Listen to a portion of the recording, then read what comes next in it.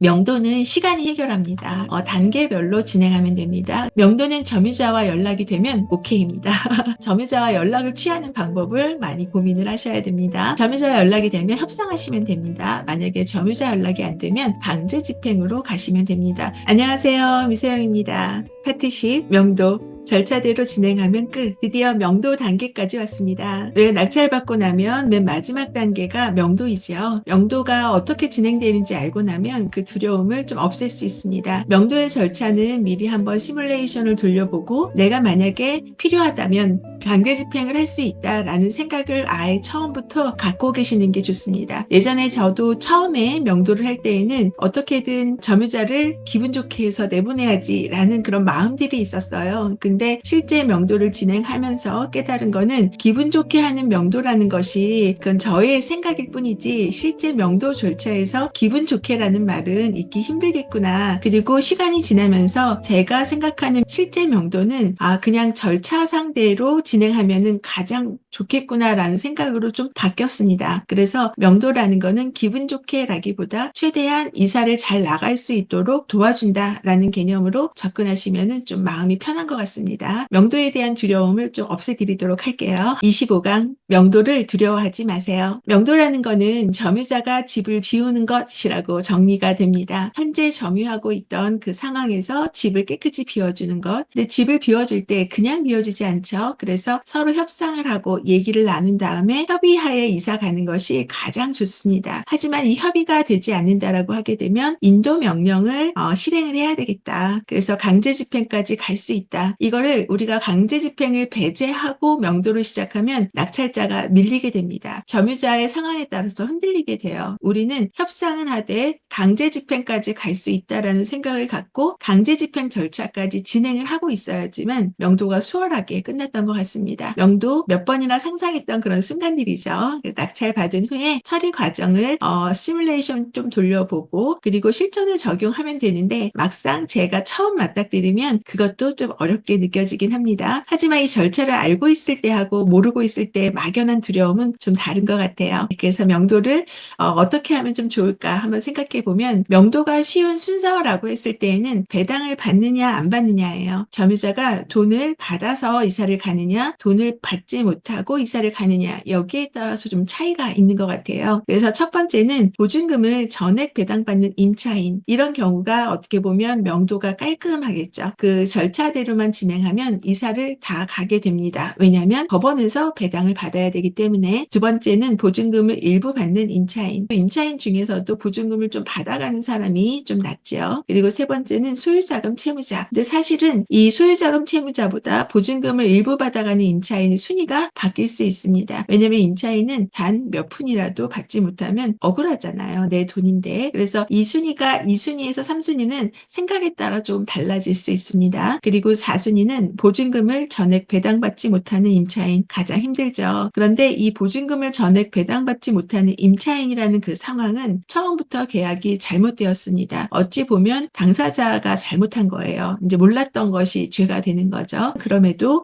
이사를 나갈 때 그래도 좀 도와줄 수 있는 상황이 되면 더 나은 것 같습니다. 그래서 명도가 쉬운 순서라고 했을 때는 법원에서 배당을 받느냐 아니냐로 구분하시면 될 것 같아요. 이사를 돕는다는 생각으로 이사비나 시간 중에 하나를 배려한다 이렇게 기준을 세우고 협상하면 명도는 좀 어렵지 않습니다. 전체 그림 한번 그려볼게요. 매각기일, 매각허가 결정기일, 매각허가 결정 확정, 대금 납부기한, 배당기일. 여기서는 우리가 배웠던 것처럼 매각기일에서 매각허가 결정기일이 7일, 그리고 허가 결정에서 확정이 7일, 그리고 한 달 이렇게 기간이 좀 걸립니다. 그래서 예를 들면은 만약에 3월 1일 날 낙찰을 받았다 그러면은 7일 후인 3월 8일에 매각 허가 결정 기일이 결정되고 그 다음에 일주일 후인 3월 15일에 매각 허가 결정 확정이 됩니다. 그리고 대금 납부 기한은 1호부터 한 달 이내 보통 3주에서 4주 사이에 결정이 됩니다. 4월 15일 전후 그리고 이 날짜로부터 약 한 달 뒤에 배당 기일이 잡힙니다. 그래서 5월 15일 전후 이렇게 날짜가 진행이 됩니다. 이렇게 되면 여기가 14일과 한 달, 그래서 보통 2달 반에서 3달 사이에 모든 게 결정이 된다라고 말씀드렸죠.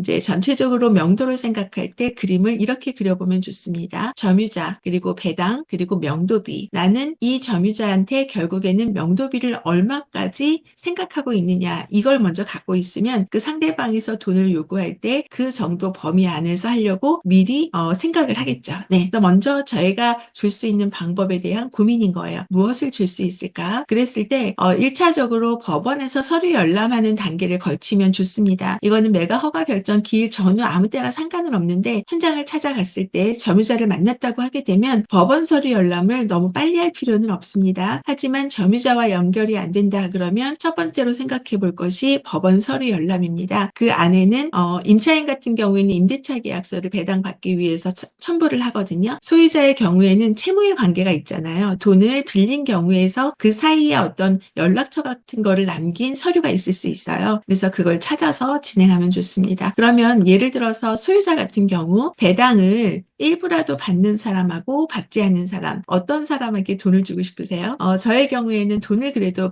배당받아 가는 이런 소유자 같은 경우에는 명도비는 일단 없는 걸로 정리를 해봅니다. 그리고 아예 하나도 받지 못하는 사람은 그래도 이사비는 지원을 해줘야지만 빨리 이사를 갈 수 있겠다, 이렇게 보고요. 임차인 같은 경우에도 전액 배당받는 임차인은 이사비를 주지 않습니다. 명도비가 없다라고 정리를 하고, 그리고 일부를 받아가는 임차인은 그래도 챙겨주자. 왜냐하면 일부 받아가기 때문에 일부는 못 받는 거잖아요. 그리고 아예 일부가 아니라 일부조차도 없다. 그럼 전액 배당을 못 받는다라고 하게 되면 이때도 이사비를 지원해주자. 하지만 이사비 금액이 조금씩 달라질 수 있겠죠. 제 마음의 범위입니다. 이 상태에서 저희가 이사비를 그러면 지원을 해줘야지 안 해줘야지라는 기준이 생겼다라고 하게 되면 그 다음에 시간을 얼마나 줘야지라고 생각하면 우리가 보통 경매가 아니더라도 일반 전세나 월세, 매매, 이사를 갈 때에도 보통 2개월에서 3개월 사이에 잔금 기간을 둡니다. 이 지금 이사 가시는 분들 점유자도 2달에서 2달 반 정도면은 어느 정도 이사 갈 집을 마련하게 됩니다. 그럼 보세요. 매각기일에서 매각 허가 결정 확정까지 될 때가 14일이 걸리고 그 다음에 한 달 정도에서 거의 2달 반 정도가 걸린다고 했습니다. 그럼 저희가 매각기일 낙찰이 되고 나서 가능하면 점유자를 빨리 만나서 협상을 할수록 이 현재 점유하고 있는 사람한테 이사 기간을 충분히 드릴 수가 있어요. 그래서 점유자와 연락은 낙찰받고 나서 가능하면 빨리 하는 것이 좋다, 이렇게 정리할 수 있을 것 같아요. 왜냐하면 이분이 다른 집을 얻어서 이사 갈 수 있는 시간을 충분히 드리고 싶기 때문에. 그리고 전체적인 과정에서 우리는 대금 납부할 때 인도명령 신청한다, 이거를 기본으로 정리해야 됩니다. 인도명령 신청은 강제 집행을 하기 위해서 아닙니까? 라고 했을 때 이 절차만 진행을 하는 것으로도 무언의 압박을 할 수가 있어요. 그래서 예를 들어서 인도명령 신청은 아무 때나 하는 게 아니라 소유권이 넘어온 다음에 가능해요. 그러다 보니 이 소유권이 넘어오는 시점은 잔금 납부할 때잖아요. 그럼 이때 인도명령 신청을 하잖아요. 그러면 서류 심사에서 문제가 없다 그러면 이 결정문이 소유자하고 임차인 중에서도 아예 배당과 관계없는 사람은 곧바로 이 배당기일까지 가지 않고 한 약 10일 전후 7일에서 10일 사이에 인도명령 결정문이 소유자한테 갑니다. 그리고 전액 배당받지 못하는 임차인한테 갑니다. 그럼 무슨 생각이 들을까요? 집에 있는데 인도명령 결정문이 왔고 인도명령 결정문 내용에는 이제 낙찰자가 누구누구입니다. 집을 비워주지 않으면 강제집행을 당할 수 있습니다라는 내용이 거기에 포함이 되어 있습니다. 그러면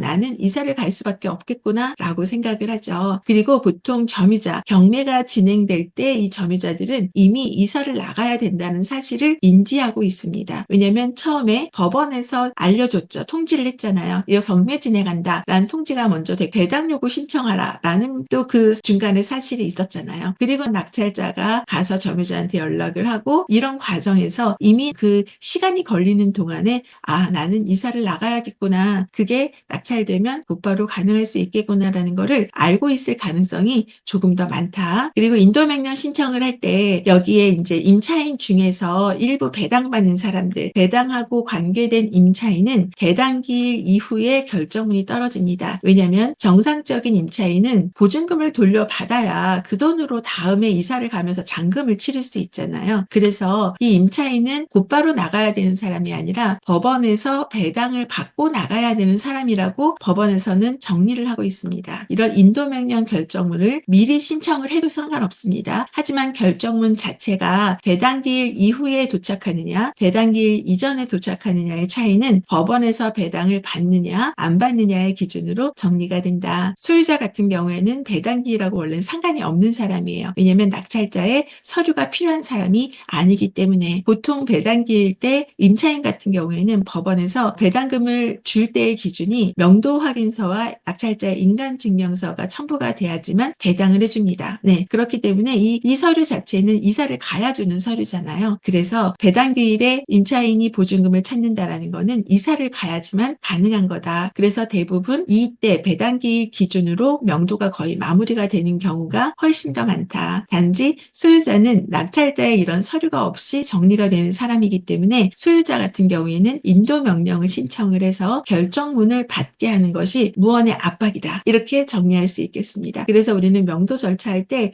지금 이 그림 있잖아요. 요걸 시뮬레이션을 한번 스스로가 해주세요. 그리고 나서 다음 단계로 진행하면 됩니다. 여기에서 한 가지 중요한 게 대항력이 있는 선순위 임차인은 인도명령 대상자인가 라는 부분이에요. 인도명령 대상자가 아닙니다. 그런데 만약 배당 요구를 하고 우리가 명도비를 주고 협상을 하잖아요. 그 다음에는 인도명령이 가능합니다. 그래서 입찰하기 전부터 가장 힘이 있는 사람이 누구라고 했어요? 이 대항력 있는 선순위 임차인이다. 아, 이 사람은 인도명령 대상자도 아니구나. 이 부분을 깊게 생각하면 우리가 어떻게 이 선순위 임차인을 바라봐야 되는지 알겠죠. 네. 그러면 이제 전체적으로 우리가 봤을 때 법원 서류 열람하고 인도명령 신청을 할 수 있는 거는 법원 서류 열람은 임차인의 연락처를 받을 수 있고 그리고 인도명령 신청은 사람을 내보낼 수 있도록 무언의 압박을 한다라고 말씀을 드렸습니다. 이랬을 때 우리가 1차적으로 협상이라는 거를 전체를 깔고 갑니다. 처음부터 배당기일 이후 이사 갈 때까지 대화를 통해서 협상을 해야지. 이걸 1차로 깔고 가고 두 번째는 대금 납부 기한에 대금 납부를 해서 소유권이 넘어온 시점에서는 강제 집행 절차를 진행을 한다. 이걸로 정리하세요. 나는 강제 집행을 안 할 거야. 이게 아니라 강제 집행을 안 하더라도 특히 소유자 같은 경우에는 인도명령 신청을 통해서 강제 집행 절차를 진행하는 사이에 소유자를 무언의 압박을 할 수 있다. 이걸 깔고 가는 겁니다. 그래야지만 이사를 꼭 나가야 된다는 인식과 그리고 명도 협상이 수월해집니다. 네, 이 점 꼭 기억하시기 바래요. 강제 집행 절차는 잔금 납부 시부터 준비를 한다. 그럼 낙찰 후 저희가 3단계로 진행을 합니다. 처음에 낙찰을 받으면 뭘 해야 될지 정말 막막해요. 그리고 그동안에 배웠던 것들이 그렇게 생각이 나지 않습니다. 그래서 낙찰 이후의 일정을 제가 알려드릴 테니까 잘 기록해 두었다가 필요할 때 참고하시면 될 것 같습니다. 낙찰 후 1단계. 첫 번째는 권리 분석, 시세 확인, 점유자 연락. 이거를 첫 번째로 합니다. 권리 분석과 시세 확인은 다시 한번 확인하는 작업이고요. 점유자한테 어떻게든 연락을 해야 됩니다. 그래서 낙찰받고 그 법원이 경매 물건과 가깝다고 하게 되면 현장을 다녀오는 것이 가장 빠릅니다. 현장에 갔을 때 점유자를 곧바로 만나는 것도 굉장히 좋은데 만약에 나는 준비가 안 됐어 라고 생각하면은 그 사서함 있잖아요. 편지 들어가는 거기에다가 예쁘게 소편지를 써서 놔두고 오세요. 저는 이게 가장 효과가 좋았습니다. 저는 미리 그 봉투하고 그리고 A4 용지 있잖아요. 거기다 준비를 해가요. 낙찰자 누구누구입니다. 이후의 일정을 상의하고 싶어서 방문을 했는데 계시지 않아서 연락처를 남겨놓고 갑니다. 이걸 보시게 되면 연락 부탁드립니다. 라고 해서 손편지를 쓰고 봉투에다가 주소와 이름을 쓴 다음에 사서함에 넣어놓게 되면요. 거의 다 그 당일이나 다음날 아니면 그 일주일 이내로 연락이 옵니다. 이렇게 연락이 오면 이제 명도의 반은 성사가 된 겁니다.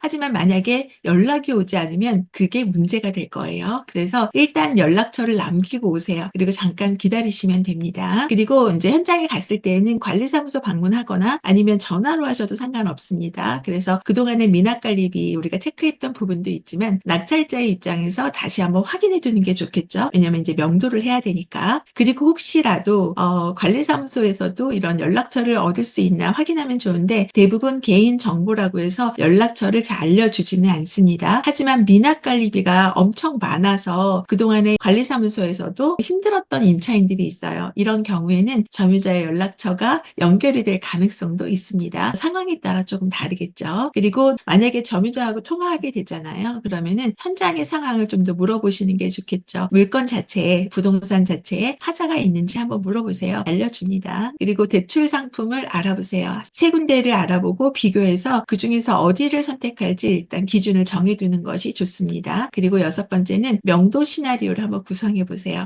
이 점유자를 어떻게 내보내야 될지 한번 정리를 해보는 겁니다. 낙찰받은 당일부터 일주일 사이에 이 1단계 작업을 하시면 좋습니다. 그리고 만약에 현장을 가기 어려운 상황이다 그러면은 저는 등기우편을 보냅니다. 등기우편을 발송할 때도 손편지 내용과 똑같이 하시면 돼요. 낙찰자 누구누구입니다. 이 이후의 과정을 말씀드리고 상의드리기 위해서 찾아뵙는 게 도리이나 저희가 먼저 연락을 드립니다 라고 해서 내용 증명을 보내게 되잖아요. 그러면 어떤 효과가 있냐면 이 편지를 받았는지 안 받았는지 저희가 알 수 있잖아요. 그러면 점유자가 있다라는 거잖아요. 그리고 이 우편물을 보낼 때 2번 등기우편 간 다음에도 사람이 수취하지 않으면 그냥 사서함에 넣어주고 오세요 라고 해서 체크하게 되면은 첫 번째 가고 두 번째 갔을 때에도 사람이 없으면 보통 낮 시간대 없잖아요. 그럼 사서함에 넣어놓고 오게 됩니다. 저는 현장 방문을 하거나 만약에 현장 방문이 어렵다 그러면 등기우편을 통해서 낙찰된 사람의 연락처를 그분한테 알려드리는 작업을 하고 있습니다. 이렇게 하면 대부분 연락이 옵니다. 네. 그리고 낙찰 후 2단계는 법원 서류 열람을 합니다. 낙찰자에 대한 심의가 끝난 거잖아요. 그래서 매가 허가 결정을 한 것이기 때문에 이 법원 서류 열람할 때는 이제 좀 더 당당하게 법원에 가서 담당 계장을 찾으면 됩니다. 담당 계장을 찾아서 이 물건 낙찰자 누구누구인데 이 사건에 대한 서류를 열람하고 싶습니다 라고 하게 되면 서류 열람에 대해서 접수하고 오세요 라고 알려줘요. 그러면 그쪽에 가서 낙찰자 누구누구인데 어떤 사건은 서류 열람합니다 라는 신청서를 내고 그리고 나서 서류 열람을 할 수가 있습니다. 그리고 서류 열람할 때 만약에 처음부터 끝까지 보다가 요 필요한 서류가 있다 그러면 복사해 올 수 있어요. 복사하겠다라고 하게 되면 왜 복사합니까? 또 물어봐요. 그러면 이 연락처를 저희가 좀 가져가서 점유자를 만나야 될 것 같습니다 라고 하게 되면 그러면 인지 그 복사비 있잖아요. 얼마를 내고 오라고 또 알려줍니다. 인지를 사서 그 갖고 오게 되면 서류를 내주죠. 그러면 그 서류 열람을 처음부터 이렇게 끝까지 보시면 됩니다. 그래서 저도 점유자가 일주일 사이에 연락이 안 되면 이 서류에서 연락처를 찾으려고 최대한 노력을 합니다. 그리고 또 하나 거기에 그 채권자의 연락처들이 있을 거 아니에요. 만약에 점유자가 연락이 안 되면 그 채권자한테 연락을 해서 점유자의 연락처를 알고 있는지 한번 물어보셔도 됩니다. 네, 명도를 하다가 연락이 안 되게 되면 어떤 방법으로든 점유자의 연락처를 알려고 노력을 해야 된다. 네, 그리고 이렇게 연락이 안 될 때에는 내용 증명을 한번 발송을 합니다. 내용 증명을 보내서라도 이제 낙찰자가 점유자를 만나려고 노력했다라는 흔적을 좀 남기는 게 좋겠죠. 이때에는 경매 낙찰에 따른 이주계획 수립 촉구 이러면서 약간 좀 강한 느낌이 있지만 그 안에는 결국엔 똑같아요. 낙찰자 누구누구인데 이때까지 소유권이 넘어오게 되면은 이사를 가셔야 됩니다 라고 해서 일정을 좀 알려드리는 그런 내용들을 넣습니다. 만약에 점유자와 연락이 되었다면 내용 증명은 발송하지 않아도 됩니다. 그리고 명도기간 예상 후 대출 자서하시면 됩니다. 이때도 대출 자서를 해야 대금 납부를 하잖아요. 네, 준비하십니다. 그리고 낙찰 후 3단계는 매가 허가 결정이 확정된 이후에 해야 되는 건데요. 이때 이제 대금 납부하실 거 아니에요. 이때 대금 납부할 때 가장 중요한 게 인도명령 신청입니다. 그래서 저는 인도명령 신청을 대금 납부할 때 무조건 하세요 라고 해요. 법무사한테 요청하면은 서비스로 좀 해줍니다. 네, 그리고 2차 내용 증명 발송 이것도 연락이 되지 않았을 때 하면 되고요. 연락이 됐을 때는 다 생략해도 됩니다. 그리고 세 번째 명도 확인서 낙찰자 인감증명서는 점유자 이사할 때 확인하고 주기 이것만 명심하시면 됩니다. 그리고 만약에 이 명도 절차가 순조롭지 않다라고 하게 되면 점유이전 가처분 신청이라든가 강제집행 신청, 잉여 배당금 가압류 신청 이런 여러 가지 절차들이 있는데 이 중에서 우리는 두 번째 강제집행 신청을 주로 하게 될 겁니다. 그래서 명도가 순조롭지 않으면 이런 법적 절차를 진행할 수 있겠구나 정도까지만 일단 기억하시면 될 것 같습니다. 이렇게 이제 전체 한번 머릿속에 그렸잖아요. 지금 소유자와 임차인 그리고 명도 확인서와 낙찰자 인감증명서라는 게 있기 때문에 실은 명도가 되지 않을 수가 없습니다. 이사를 나가게 됩니다. 명도 절차의 1단계는 처음 낙찰받고 7일 동안 점유자에 연락하고 명도 시나리오를 구상한다. 그리고 낙찰받고 7일 이후 14일 이내에 기다린 즉시항고 기간 그 기간 동안에는 대출 자서하고 잔금 준비를 합니다. 그리고 점유자 연락을 하면서 계속 협상을 하는 거예요. 그리고 3단계는 매가 허가 결정이 나서 대금 납부하는 기간 있잖아요. 그 기간 동안에 대금 납부 준비를 해서 대금 납부할 때 인도 명령 신청을 하시면 됩니다. 그리고 이 이후에도 진행이 안 된다. 점유자가 이사를 가지 않는다라고 하게 되면 인도 명령 신청했던 결정문을 가지고 강제 집행 절차를 진행하면 된다. 이렇게 되면 명도가 끝납니다. 거의 대부분 이 과정 안에서 끝나게 된다. 그래서 머릿속에 한번 그림을 이렇게 그려보시게 되면 충분히 상상이 가능하실 거예요. 네. 이 생각으로 이제 명도할 때 5가지만 일단 기억을 하세요. 첫 번째는 손편지 준비하세요. 그 상대방도 제가 손편지를 쓰면 인상이 좋습니다. 그리고 대리인의 자격으로 가세요. 낙찰자라고 하게 되면 약간 권위가 좀 느껴져서 거부감이 들 수 있거든요. 그래서 대리인, 제3자 입장으로 가는 것이 협상할 때 최고입니다. 그리고 시간이나 이사비 중 하나만 주세요. 이사할 시간도 3개월 주고 그리고 이사비도 많이 주세요. 이런 거는 아니란 얘기예요. 둘 중에 하나를 협상을 한다. 통화하는 건 녹음하고요. 문자는 기록으로 남겨두시면 좋습니다. 잔금 납부 시점부터는 강제 집행 절차를 진행합니다. 이렇게 5단계만 진행을 하면서 협상을 하게 되면 낙찰자가 원하는 대로 끌고 갈 가능성이 높아집니다. 네. 이사 당일날 챙겨야 될 거. 이사 당일날 관리비하고 공과금 납부한 거 꼭 확인하세요. 그리고 짐을 다 뺀 것 확인하고 명도 확인서하고 낙찰자의 인감증명서를 주면 됩니다. 그리고 열쇠를 받고 전입세대 열람을 꼭 하세요. 당일날 아니면 그 다음날 임차인을 드리거나 매도를 할 때에도 이 전입세대에 있는 사람이 있으면 이걸 또 말소하는 또 과정을 거쳐야 됩니다. 그러니까 점유자가 연락이 되어서 명도가 수월한 사람들은 주소를 이전을 대부분 하거든요. 근데 연락이 아예 안 돼서 강제 집행된 사람은 우리가 이 사람을 이제 말소하는 작업을 또 해야 될 수도 있습니다. 전입세대 열람을 통해서 주소지를 뺐는지까지 확인하는 단계까지 갑니다. 이렇게 정리하시게 되면 문제가 없겠죠. 이사 당일날 이 3가지를 챙기시면 됩니다. 그리고 필요하다 그러면은 협상했던 내용을 가지고 영수증 같은 거를 좀 만들어 놓으셔도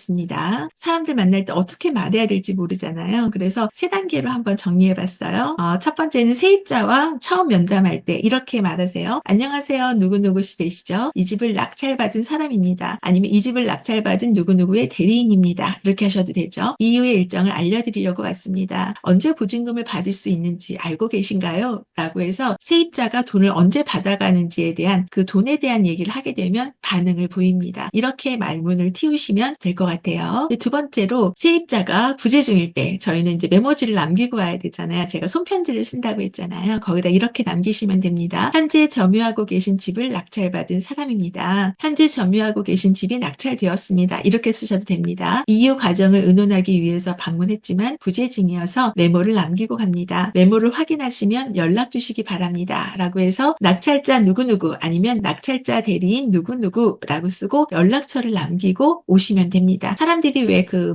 문에다가 붙여놓으라고 얘기 많이 하잖아요. 근데 저는 그것보다는 그냥 이렇게 사서함에다가 메모를 남기고 오는 것이 조금 더 전 좋았습니다. 일단 첫 번째 만남은 저희가 연락처를 남기고 오는 방법으로 사서함을 이용하시는 것을 저는 추천을 드리고 있습니다. 그리고 상황별 시나리오 3번째는 전화로 이후의 일정을 얘기할 때 연락처를 남기고 오면 대부분 연락이 옵니다. 이때 혹시 낙찰된 후에 경매 절차가 어떻게 진행되는지 알고 계신가요? 매가 허가 결정이 나고 잔금을 치르면 이 집의 소유권이 제게로 넘어옵니다. 잔금 납부 이후 배당기일 전까지 이사를 하시면 제가 명도 확인서하고 인감증명서를 드릴 수 있어요. 제가 드리는 서류를 가지고 법원에 가셔서 보증금을 찾으시면 됩니다. 이런 내용으로 해서 이 점유자한테 얘기를 해야 돼요. 결국에는 이사를 하게 되면 서류를 드리게 되고 그 서류로 법원에서 보증금을 받아갈 수 있습니다. 이 얘기를 하는 거죠. 이렇게 얘기를 하게 되면 대부분 얘기가 잘 마무리가 됩니다. 그래서 지금 상황별 시나리오 첫 번째, 두 번째, 세 번째. 첫 번째는 점유자를 만났을 때, 두 번째는 점유자를 만나지 않고 연락처를 남기고 왔을 때, 전화 통화할 때 이 3단계로 한번 생각해 보시고 나는 어떻게 이 사람한테 안내해 드릴 건지 이 부분을 정리하시게 되면 될 것 같습니다. 명도는 시간이 해결합니다. 그래서 단계별로 진행하면 됩니다. 명도할 수 있는 기간과 1단계, 2단계, 3단계, 4단계까지의 과정을 제가 말씀을 드렸잖아요. 요거를 기억을 하고 연락이 안 될 때에는 법원에 서류 열람을 해서 해서 거기에서 1차적으로 또 확인할 수 있고, 만약에 그래도 연락이 안 된다 그러면은 인도 명령을 신청을 해서 강제 집행으로 가면 되겠구나, 이렇게 정리하시면 됩니다. 명도는 점유자와 연락이 되면 오케이입니다. 점유자와 연락을 취하는 방법을 많이 고민을 하셔야 됩니다. 점유자와 연락이 되면 협상하시면 됩니다. 만약에 점유자 연락이 안 되면 강제 집행으로 가시면 됩니다. 협상은 처음부터 끝까지 열어놓으시고 중간에 대금 납부하는 시점에서는 인도 명령 신청은 일단 무조건 해서 준비를 하고 있어야 됩니다. 예전에 이제 명도를 할 때에도 사람들이, 저도 그랬지만, 이 소유자가 저 나갈게요 라고 호응을 되게 잘해주시는 분이 계십니다. 이런 경우는 금방 이 소유자가 이사를 갈 것 같은 거예요. 그래서 인도명령 신청을 하지 않는 경우가 많이 있어요. 인도명령 신청하지 않았는데 이 소유자는 마음이 계속 바뀔 가능성이 높습니다. 처음에는 이사를 곧바로 갈 것 같더니 미루고 대금 납부하고 나서도 이사 가지 않고 협상이 안 되는 경우들이 있어요. 그러면 그때서 부랴부랴 인도명령 신청을 하고 강제 집행 절차를 진행하잖아요. 그럼 거의 다 한 달 이상을 지연하게 됩니다. 그러면 명도가 계속 밀리게 될 거예요. 강제 집행을 하지 않더라도 인도명령 신청을 통해서 꼭 준비를 하고 계시는 게 좋습니다. 점유자한테 남길 손편지 있잖아요. 한번 직접 작성해 보세요. 네, 한번 해보는 것과 안 해보는 것 차이 있습니다. 나는 어떻게 점유자를 이사를 도울지, 그 내용을 어떻게 쓸지 한번 정리해서 손편지 써보시기 바랍니다. 네, 수고 많으셨습니다.